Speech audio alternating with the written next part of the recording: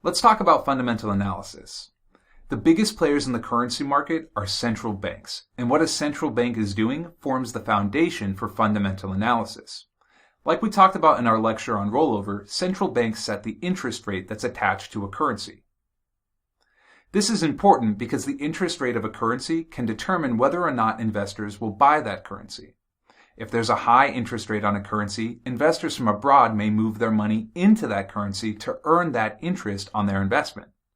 If there's a low interest rate on that currency, investors from abroad may look elsewhere, or investors who live in that country may be encouraged to spend their money instead of keeping it in the bank. Even more important than what's happening with the interest rate right now is what currency traders think the interest rate will do in the future. If currency traders think the interest rate for a currency will go up in the future, they tend to buy that currency and earn interest on their holding. If currency traders think the interest rate will go down in the future, they tend to sell that currency and look for investments elsewhere. Interest rate decisions tend to happen about 8 times per year.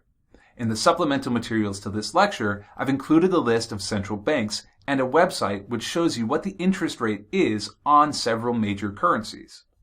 In our next lecture, we're going to look at how interest rate decisions have impacted the Forex market in recent history.